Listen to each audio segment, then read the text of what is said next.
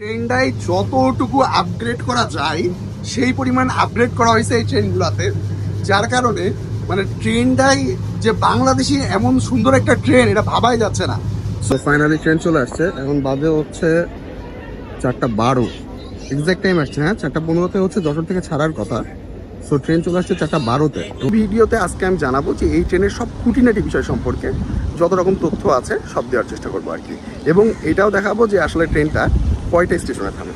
আমি ভাবছিলাম যে ভাঙা স্টেশনে হচ্ছে ট্রেনটা থামবে, বাট ট্রেন তো প্ল্যাটফর্মে থামে না। দেখেন মানুষ কি করে কষ্ট করে উঠতে না। তো চলেন ভিডিও শুরু করা যাক, এবং ভিডিও শুরু করার পূর্বে যারা এখনও আমার চ্যানেলটি সাবস্ক্রাইব করেননি তারা দ্রুত সাবস্ক্রাইব করে ফেলুন, কারণ আমি এমন ইনফরমেটিভ ভিডিও প্রতিনিয়ত আপলোড করি। আসসালামু আলাইকুম, অনেকদিন পর আসলে ভিডিওতে আসলাম। সো আজকে আমি যাচ্ছি হচ্ছে যশোর থেকে ঢাকাতে, এবং যশোর থেকে ঢাকা যাওয়া নতুন তেমন কিছু না, বাট নতুন জিনিসটা এটা হচ্ছে যে আমি আজকে যাচ্ছি প্রথমবারের মতো এই রুটে, অর্থাৎ বেনাপুল টু ঢাকা রুটে যে নতুন একটা ট্রেন রূপসী বাংলা এক্সপ্রেস চালু হয়েছে সেই ট্রেনে করে। এই ট্রেনটা চালু হয়েছে হচ্ছে 24শে ডিসেম্বর 2024 সালে, মাত্র 5-6 মাস আগে, এবং আমি প্রথমবারের মতো এই ট্রেনে উঠতেছি। এবং এই ট্রেনটা নতুন এখনও বলা যায়, যেহেতু মাত্র 5 মাস হয়েছে উদ্বোধনের। সো আজকের ভিডিওতে আমি হচ্ছে আপনাদেরকে জানানোর ট্রাই করবো যে এই নতুন ট্রেনের আসলে ভাড়া কত, সময় আসলে এক্স্যাক্ট যেটা দেওয়া আছে 2 ঘন্টা 45 মিনিট, এটা আসলেই লাগে কিনা, বা এর থেকে বেশি কম লাগে কিনা। সো এইগুলো আর কি। আরেকটা বিষয় সেটা হচ্ছে যে সামনেই কুরবানি ঈদ, আজ থেকে প্রায় 15 থেকে 20 দিন পরে হচ্ছে কুরবানি ঈদ। সো কুরবানি ঈদের আগে বা পরে আপনারা অনেকেই হচ্ছে যশোর বা বেনাপুল বা নড়াইল এই রুটে আসবেন, আবার হচ্ছে অনেকেই এই পাশ থেকে আবার ঢাকায় ব্যাক করবেন। সো এই ভিডিওটা আপনাদের জন্য খুবই হেল্পফুল হবে, কারণ এর থ্রুতে আপনি জানতে পারবেন যে আসলে ট্রেনটা এক্স্যাক্ট কত সময়টা আসলে ঢাকায় পৌঁছাচ্ছে বা যশোরে আসতেছে, প্লাস হচ্ছে আবার আপনারা ভালোভাবে জানতে পারবেন যে আসলে ভাড়া কত এবং কিভাবে আপনি টিকিট সংগ্রহ করবেন, এই প্রসেসটা আপনাদেরকে দেখাবো। সো ভিডিওটা সম্পূর্ণ দেখবেন, এবং এই ভিডিওতে আজকে আমি জানাবো যে এই ট্রেনের সব খুঁটিনাটি বিষয় সম্পর্কে যত রকম তথ্য আছে সব দেওয়ার চেষ্টা করবো আর কি, এবং এটাও দেখাবো যে আসলে ট্রেনটা কয়টা স্টেশনে থামে। সো ফাইনালি ট্রেন চলে আসছে, এখন বাজে হচ্ছে 4:12, এক্সাক্ট টাইম আসছে। হ্যাঁ, 4:15-তে হচ্ছে যশোর থেকে ছাড়ার কথা। তো ট্রেন চলে আসছে 4:12-তে, এবং 4:12-তেই ঢোকার কথা। 3 মিনিট ওয়েট করবে যশোরে, মানে যশোর স্টেশনে, দেন হচ্ছে ট্রেন আবার ছাড়বে। সো বলা যায় এক্সাক্ট একটা টাইম। আমার ঘড়িতে এখন বাজে হচ্ছে অলমোস্ট 10। তো বলা যায় আগেই আসছে আর কি। তো ট্রেন চলে আসছে কাছাকাছি, তো একটু সরে যাওয়া উচিত আমার। এবং আমার বগি হচ্ছে ঘ, যেটা হচ্ছে পিছনের দিকে, এসি বগি। সো আমি পিছনের দিকে চলে যাবো এখন, দেন ট্রেনে উঠে আপনাদেরকে দেখাচ্ছি।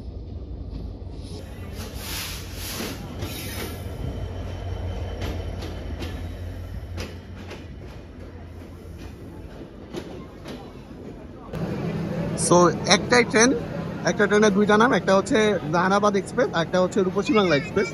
সো এই বিষয়টা আমি হচ্ছে আপনাদেরকে পরে বলতেছি যে এই ট্রেনটা দুইটা নাম হওয়ার কারণ কি, এই ট্রেনটা আসলে কোথায় কোথায় যায়। সো এই বিষয়টা আমি হচ্ছে একটু পরে ক্লিয়ার করতেছি। দেখেন আমার বগির মুখে কি পরিমাণ ভিড়। তো আমার উচিত মেবি এখন আগে ট্রেনে উঠা, দেন হচ্ছে আপনাদের সাথে কথা বলা। তো চলেন আগে ট্রেনে উঠি, দেন হচ্ছে আপনাদেরকে জানাচ্ছি যে কেন দুইটা নাম হলো। সো বেতনা এক্সপ্রেস হচ্ছে আমাদের জন্য দাঁড়াই ছিল। আমরা যখনই হচ্ছে এই রুটে ঢুকে গেল এই ট্রেনটা, রূপসী বাংলা, দেন হচ্ছে বেতনা এক্সপ্রেস বের হয়ে যাচ্ছে। সো একই সাথে আমাদের ট্রেনটাও ছাইড়া দিছে। So bye bye Jessore. Jessore থেকে বের হয়ে যাচ্ছে আমরা, এটা হচ্ছে যশোর রেলওয়ে স্টেশন। তো আমরা যশোর থেকে বের হয়ে আমাদের নেক্সট স্টেশন হচ্ছে মেইনলি নড়াইল। নড়াইলে গিয়ে দাঁড়াবে, এবং নড়াইল যাইতে আই থিঙ্ক সো 35 থেকে 40 মিনিট সময় লাগবে। সো অনেকের ফ্যামিলি মেম্বারকে পিক আপ করতে আসছিল। সো এটা হচ্ছে আমার বগি, এবং এখানে আমার সিট নাম্বার হচ্ছে 61, which one is window seat. আমি যাচ্ছি আজকে এসি কোচে। আমার এসি কোচে অর্থাৎ স্নিগ্ধাতে ভাড়া মাত্র 788 টাকা, আর শোভন চেয়ারে ভাড়া মাত্র 410 টাকা। বাসের তুলনায় ভাড়া অনেক কম। বিশ্বাস করেন ট্রেন একদম জাস্ট সময়ের মধ্যে চলতেছে, মানে 1 মিনিট এদিক সেদিক নাই, 1 মিনিট ট্রেন লেট করতেছে না। ট্রেন যেই সময়ে নড়াইল পৌঁছানোর কথা সেই সময় নড়াইল পৌঁছে যাইতেছে, মানে অবিশ্বাস্য। আর ট্রেনের যে স্পিড, মানে ভাই কল্পনা করতে পারবেন না, বাংলাদেশে এমন ট্রেন আসলেই অসম্ভব। মানে আমি তো ইন্ডিয়াতে ট্রেনে ঘুরছি, বাংলাদেশে মোটামুটি ট্রেনে ঘুরছি, এত দ্রুত গতির ট্রেন আনবিলিভেবল। সো আমরা এখন হচ্ছে মাত্র 30 বা 32 মিনিটের মধ্যে পৌঁছাচ্ছি হচ্ছে নড়াইল স্টেশনে। এখানেও 3 মিনিটের ব্রেক। সো চলেন স্টেশনে নেমে দেখি নড়াইল স্টেশনটা কেমন। সো ট্রেন ফাইনালি প্রবেশ করছে নড়াইলে।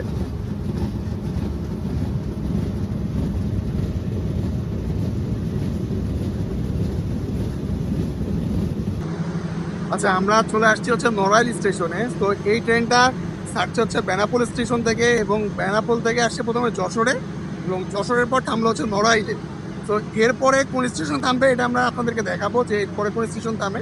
এবং দেন হচ্ছে আমার মনে হয় যে ভাঙা স্টেশনের ট্রেনটা থামবে, তারপর হচ্ছে একবার ডিরেক্ট ঢাকা চলে যাব আমরা। সো আমরা হচ্ছে জাস্ট টাইমেই যাচ্ছি। তো দেখা যাক আমরা আসলে ঢাকাতে দেরিতে পৌঁছাই নাকি জাস্ট টাইমে পৌঁছাই। তো এটা হচ্ছে এই ট্রেনের নামাজ ঘর।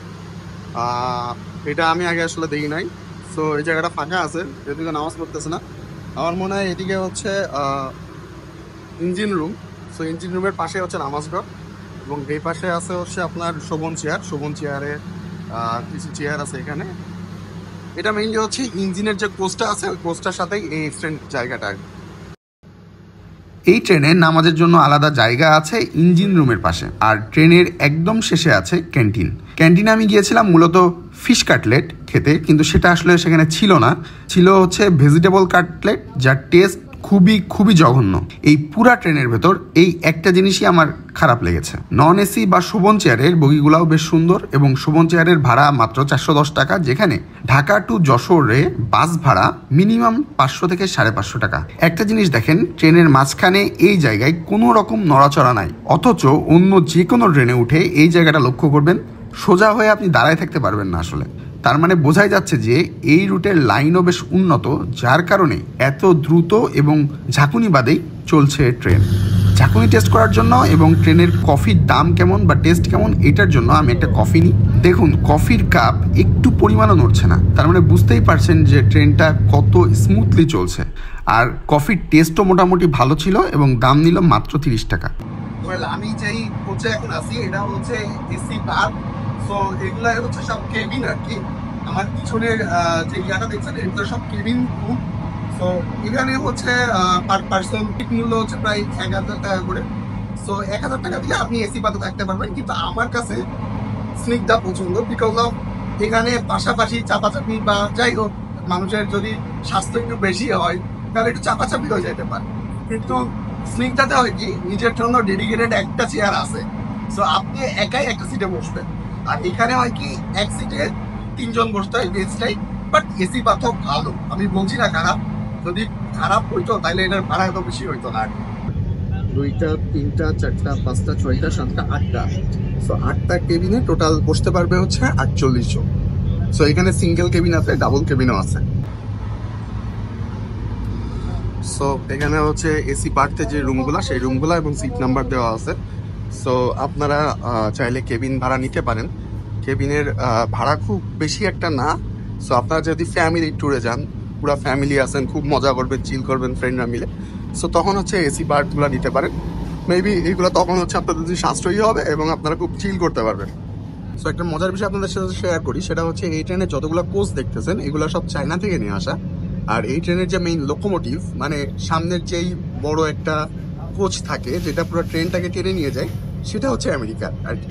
সো ব্যাপারটা হচ্ছে আমেরিকা আর চীন, দুইটা দেশ শত্রু হইলেও বাংলাদেশের ট্রেনের কাছে এসে হার মানিয়ে গেছে, এবং বাংলাদেশের ট্রেন এই দুই দেশের তৈরি যন্ত্র দিয়ে চলতেছে। সো এই ট্রেনে হচ্ছে একটা বায়ো টয়লেট আছে। এই ট্রেনের প্রত্যেকটা ওয়াশরুমই হচ্ছে বায়ো টয়লেট, এবং টয়লেটের অবস্থা খারাপ বলবো না, মোটামুটি ভালো। যেহেতু নতুন ট্রেন, সো টয়লেটের অবস্থা খারাপ এখনো হয় নাই, বেশ ভালো। বদনা আছে বাঙালির জন্য, আবার হ্যান্ড ফ্লাশ আছে। এখানে পর্যাপ্ত পরিমাণ টিস্যু আছে। সো গন্ধে আসলে থাকা যাচ্ছে না, সো আমি এখান থেকে বের হই।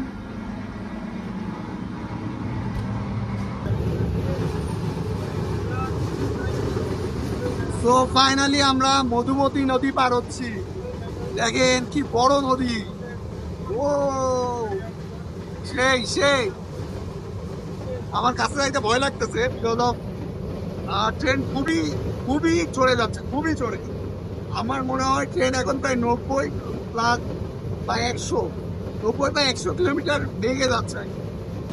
এই ট্রেনের একটা ভালো দিক হচ্ছে দেখেন, এইটা টানলাম, সিমিলারলি ওই পাশটা খুলে আসলো, সুন্দর একটা ব্যাপার না। আবার ফ্রেম এটা এটা টানলাম, ওই পাশটা খুলে গেল। তো বিষয়গুলো হচ্ছে অটোমেটিক আর কি, বুঝছেন? মানে ট্রেনটাই যতটুকু আপগ্রেড করা যায় সেই পরিমাণ আপগ্রেড করা হয়েছে এই ট্রেনগুলোতে, যার কারণে মানে ট্রেনটাই যে বাংলাদেশি এমন সুন্দর একটা ট্রেন এটা ভাবাই যাচ্ছে না। সো কোচগুলো এত জটিল, এবং আমি আসি হচ্ছে এসি বগিতে। সো এসিগুলো এত ভালো কাজ করতেছে, মানে আমি অন্য কোনো এসি ট্রেনে উঠে এত ভালো ফিল পাই নাই। সো আমরা এখন মেবি আরেকটা স্টেশনে থামবো, ট্রেন অলরেডি স্লো করতেছে। সো বোঝা যাচ্ছে আমরা নেক্সট একটা স্টেশনে আসতেছি।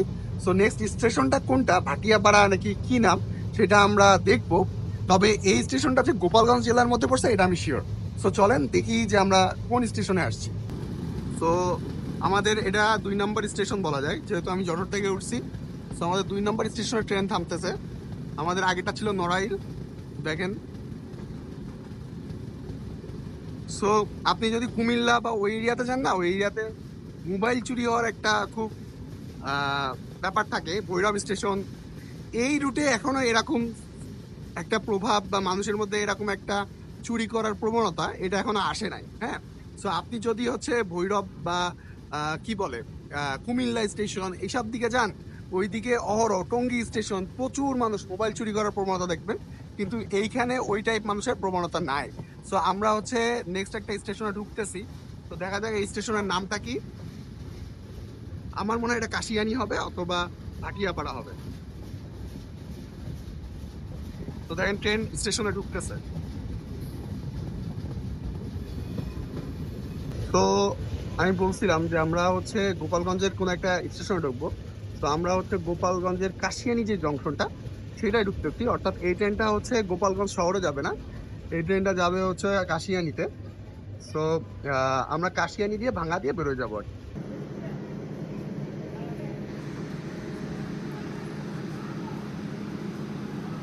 সো কাশিয়ানি যে জংশন, এই জংশনে কিন্তু ট্রেন 3 মিনিট থামবে, এবং এরপরে ভাঙা যে জংশন সেখানেও 3 মিনিট থামবে। এখন বাজে হচ্ছে 5টা 19।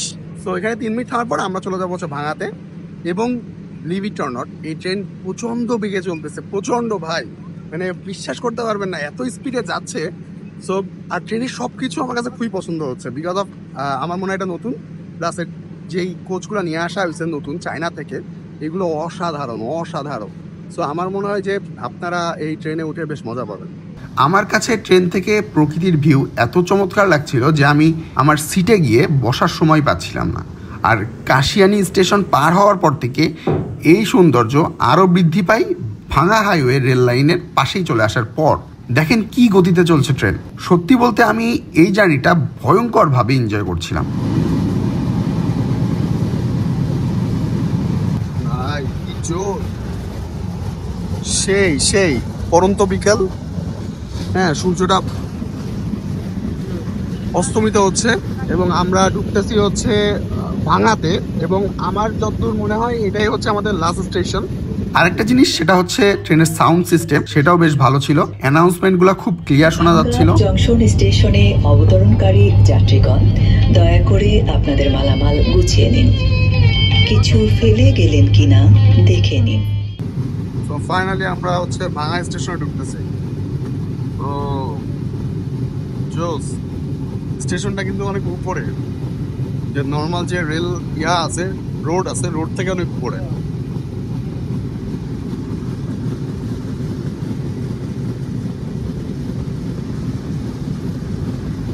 তো আমি ভাবছিলাম যে ভাঙা স্টেশনে হচ্ছে ট্রেনটা থামবে, বাট ট্রেন তো প্ল্যাটফর্মে থামে না। দেখেন মানুষ কি করে কষ্ট করে উঠতেছে না, মানে সিরিয়াসলি ভাই। তো এর কারণ হচ্ছে ভাঙা স্টেশন এখনো কমপ্লিট হয় নাই। দেখেন স্টেশনটা কি জোস হইতেছে, উপর থেকে আবার হচ্ছে ডিভাইড করা। সো উপর থেকে মানুষ এই পাশ থেকে ওই পাশে যাবে, এবং স্টেশনটা বিশাল বড় হচ্ছে বিকজ অফ ভাঙা দিয়েই কিন্তু আসলে বিভিন্ন অঞ্চলে কুষ্টিয়া বলেন বা ওই পাশে রাজশাহী ট্রেনগুলো কিন্তু এই রুট দিয়ে যাবে। সো দ্যাটস ওয়াই স্টেশনটা অনেক বিশাল হচ্ছে, বাট এখনো কমপ্লিট হয় নাই, যার কারণে হচ্ছে আপনার যেই হচ্ছে প্ল্যাটফর্মে ট্রেন থামে নাই, মানুষ খুব কষ্ট করে মই দিয়ে উঠতেছে রীতিমতো। সো আমার মনে হয় নেক্সট স্টেশনটা হচ্ছে ঢাকা। এর মাঝখানে কোনো স্টেশন নাই, আমরা হচ্ছে একবারে পদ্মা সেতুতে যখন উঠবো তখন আপনাদেরকে দেখাবো। এই ট্রেনটার আরেক নাম কিন্তু জাহানাবাদ এক্সপ্রেস। এই ট্রেনটা সকাল 6টায় খুলনা থেকে যায় ঢাকাতে এবং ঢাকায় পৌঁছায় সকাল 9:45-এ। তারপর সেটা বেনাপুল অভিমুখে 10:45-এ যাত্রা শুরু করে রূপসী বাংলা এক্সপ্রেস নামে এবং পৌঁছায় বেনাপুলে দুপুর 2:25-এ। পুনরায় সেটা দুপুর 3:25 বেনাপুল থেকে রূপসী বাংলা এক্সপ্রেস নামেই যাত্রা শুরু করে এবং সন্ধ্যা 7:10-এ পৌঁছায় ঢাকাতে। এবং এই ট্রেনটাই রাত 8টার সময় জাহানাবাদ এক্সপ্রেস নাম নিয়ে ঢাকা থেকে ছাড়ে এবং খুলনায় পৌঁছায় 11:45। তো এই হচ্ছে রূপসী বাংলা এক্সপ্রেস বা জাহানাবাদ এক্সপ্রেস ট্রেনের সময়সূচি। চলেন দেখি আজকে এই ট্রেনটা সঠিক সময়ে ঢাকায় পৌঁছাতে পারে কিনা। তো ফাইনালি আমরা ভাঙা ক্রস করে যাচ্ছি পদ্মা সেতুর দিকে। আই এম সো এক্সাইটেড ভাই, আমি খুবই এক্সাইটেড, কারণ আমি হচ্ছে আপনার অনেকবার পদ্মা সেতুর উপরে গাড়ি দিয়ে উঠছি, বাস দিয়ে উঠছি, but this the first time আমি হচ্ছে ভাঙা দিয়ে রেল মানে ট্রেন দিয়ে আর কি আমি হচ্ছে পদ্মা সেতু ক্রস করবো। তো আই এম সো এক্সাইটেড। আমি প্রচুর ভিডিও দেখছি কিন্তু আমি নিচে কখনো ট্রেনতে উঠি নাই এবং ট্রেনের গতি বাড়তেছে ভাই। ও মাই গড ভাই, ট্রেন প্রচুর স্পিডে যাচ্ছে, প্রচুর স্পিডে, এবং ওর গতি অলরেডি বাড়াইতেছে। ও আরেকটা বিষয়, সেটা হচ্ছে এই ট্রেন নাকি বেশ গতিতে চলে, যার কারণে একে নাকি অনেকেই বাংলাদেশের বুলেট ট্রেন বলে। চলেন আজকে সেটা উপভোগ করা যাক। আমরা কিছু সময়ের মধ্যে পদ্মা ব্রিজে উঠবো, কিছু সময়ের মধ্যে পদ্মা ব্রিজে উঠবো। আমরা অলরেডি পদ্মা স্টেশন আছে, ওটা পার হয়ে গেছে। আমার কথা আসলে শোনা যাচ্ছে কিনা আমি জানি না, তো চলেন দেখি।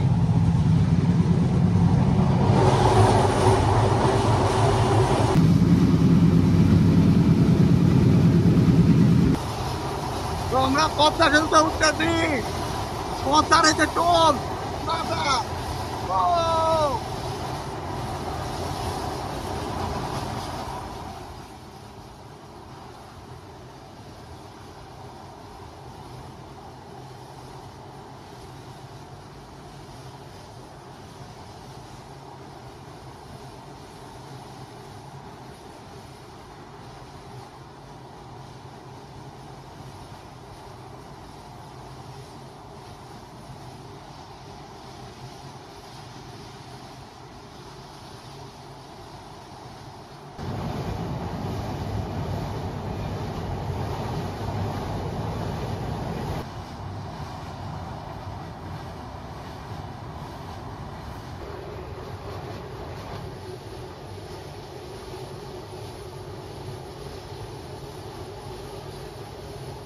ও আপনারা যারা ট্রেনের টিকিট কাটতে চান তারা অনলাইন থেকে কেটে নিতে পারবেন বা কাউন্টারে এসেও টিকিট কাটতে পারবেন।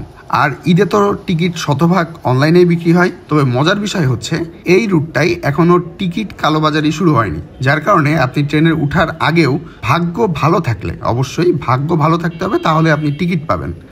সো আমার উইন্ডোর সাইডে সিট ছিল যদিও, কিন্তু আমি উইন্ডো থেকে ভিডিও করি নাই বিকজ অফ আমার উইন্ডোর অবস্থা দেখেন, মানে এত নোংরা, এই জিনিসটা আমার কাছে খারাপ লাগছে। সো যখন ট্রেন ঢাকাতে ঢোকে বা বেনাপুলে ঢোকে, যখন ওয়াশে যায়, তখন আই থিঙ্ক আমাদের মতো যারা ভিডিও করে তাদের জন্য হলেও এই জানলাগুলো পরিষ্কার করা উচিত। বিকজ অফ জানলার যে পুরো নোংরা, এই নোংরাতে আসলে ভিডিওগুলো ক্লিয়ার আসে না, খুবই বাজে অবস্থা হয়ে যায়। সো আমার মনে হয় যে আমাদের জন্য হইলেও বা যেসব ট্যুরিস্ট যারা আসলে ঘোরার জন্য ট্রেনকে ব্যবহার করে, সো তাদের জন্য হইলেও এই জানলাগুলো ভালোভাবে পরিষ্কার করা উচিত। তাইলে হবে কি, মানুষগুলো আসলে ঘুরে মজা পাবে, প্লাস ন্যাচারাল যে ভিউগুলো আছে এগুলো দেখে শান্তি পাবে, এই আর কি। আরেকটা বিষয় আপনাদের সাথে শেয়ার করি, সেটা হচ্ছে যে আমি অলরেডি ঢাকার ভেতর ঢুকে গেছি, মানে আমরা পদ্মা সেতু পার হয়ে গেছি। সো পদ্মা সেতু পার হওয়ার পর ট্রেনটা একটু স্লো যাচ্ছে, বাট পদ্মা সেতু উঠার আগে এবং পদ্মা সেতুতে ট্রেন যে স্পিডে ছিল, আমি লিটারালি যেখানে দরজার সামনে আর কি যেখানে দাঁড়াইছিলাম, ওখানে আসলে দাঁড়ানো যাচ্ছে না, এত পরিমাণ স্পিড।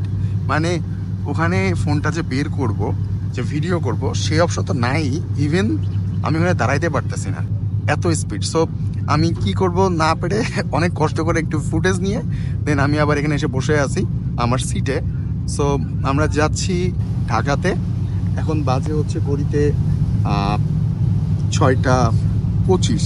হ্যাঁ, সো আমার মনে হয় আমি 7:10 বা 7:10 আগেও মনে হয় পৌঁছে যেতে পারি, বলা যাচ্ছে না। ট্রেন যে পরিমাণ স্পিডে যাচ্ছে ভয়ানক। বাংলাদেশে এমন দ্রুত এক্স্যাক্ট টাইমে এভাবে ট্রেন যায়, এটা আমি কখনো কল্পনাও করতে পারি না। হ্যাঁ, train 2 minute 5 minute 10 minute late করে, কিন্তু এটা ভাই একদম জাস্ট টাইমে যাচ্ছে, মানে অবিশ্বাস্য বিষয়, অবিশ্বাস্য।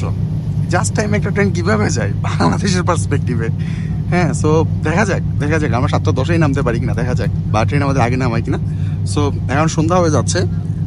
ঢাকাতে ঢোকার পর আকাশে বেশ মেঘলা মেঘলা হচ্ছে বা দেখতে পাচ্ছি আমরা, কিন্তু আমরা যখন যশোর থেকে বের হয়েছিলাম তখন যে পরিমাণ ফাটানো রোদ এবং ওই অঞ্চলে যে কি পরিমাণ গরম পড়ে এটা আপনারা খুব ভালোভাবে জানেন।